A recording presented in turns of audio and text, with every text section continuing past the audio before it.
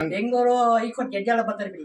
ಅರ್ಚಕರನ್ನ ತುಂಬ ನೀಟಾಗಿ ತಿಳ್ಕೊಂಡು ಸ್ವಾಮಿ ದರ್ಶನ ಮಾಡ್ಕೊಂಡು ಇವತ್ತು ಯಡಿಯೂರು ಸಿದ್ಧಲಿಂಗೇಶ್ವರ ಕಾಯಿಲೆಯನ್ನು ಗುಣ ಮಾಡಿದ್ದಂಥ ವೈದ್ಯನಾಥೇಶ್ವರನ ದರ್ಶನ ಮಾಡೋಣ. ತುಂಬ ಅದ್ಭುತವಾಗಿ ವಿವರಣೆ ಕೊಡ್ತಾರೆ ಇಲ್ಲಿ ಅರ್ಚಕರು.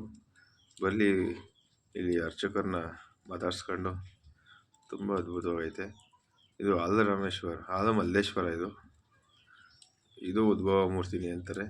ಕೇಳಂಬರಿ ಮುಂದೆ ಇಲ್ಲೊಬ್ರು ಅರ್ಚಕರವ್ರೆ, ಅರ್ಚಕರನ್ನ ಮಾತಾಡಿಸಿ ಏನು ವಿಷಯ ಹೆಂಗೆ ಅಂತ ಕೇಳೋಣ. ಈ ವೈದ್ಯನಾಥೇಶ್ವರ ಇದಲ್ವಾ ಹರಿಯೂರು, ಇದ್ರ ವಿಶೇಷ ಏನು? ವಿಶೇಷ ಪುರಾತನ ಕಾಲದ ದೇವಸ್ಥಾನ, ಚೌಡ ದೇವಸ್ಥಾನ ಇದು. ವೈದ್ಯನಾಥೇಶ್ವರ ಸಿದ್ಧಲಿಂಗೇಶ್ವರಿ ಬೆಂಕಿ ಹುಷಾರು ಮಾಡ್ತಾರೆ ಇವರು.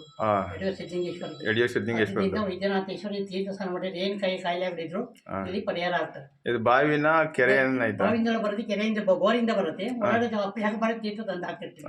ಆ ತೀರ್ಥದಿಂದ ಮೇಲೆ ಎಂತ ಕಾಯಿಲೆ ಪರಿಹಾರ ಆಗೋದು. ಅಂದ್ರೆ ಅಭಿಷೇಕ 12 ತಲೆಮಲೆ ಕಳೆದಿದ್ದೀವಿ. ಇದು ಚೌಡ ದೇವಸ್ಥಾನ, ಇದು ಉದ್ಭವ ಮೂರ್ತಿ. ಅದು ಉದ್ಭವ ಮೂರ್ತಿ ಉದ್ಭವ ಜ್ಯೋತಿರ್ಲಿಂಗು. ಮೈಸೂರು ಬೆಂಗಳೂರು ಹೈಕೋರ್ಟ್ ಜಡ್ಜಾಳ ಬರ್ತಾರೆ ಬಿಡಿ. ಹೈಕೋರ್ಟ್ ಜಡ್ಜು ಬರ್ತಾರೆ. ಬಂದು ಭಾನುವಾರ ಫುಲ್ ರಜೆ ಇರುತ್ತೆ, ಅವಾಗೆಲ್ಲ ಬರಲ್ಲ. ಡೆಲ್ಲಿ ಇದೆ ಬರ್ತಾರೆ. ನೋಡಿದ ಸ್ನೇಹಿತರೆ, ಎಂಥ ಅದ್ಭುತವಾದ ಸ್ಥಳ ಇದು ಅಂತ ನೀವು ಒಮ್ಮೆ ಭೇಟಿ ಕೊಡ್ರಿ.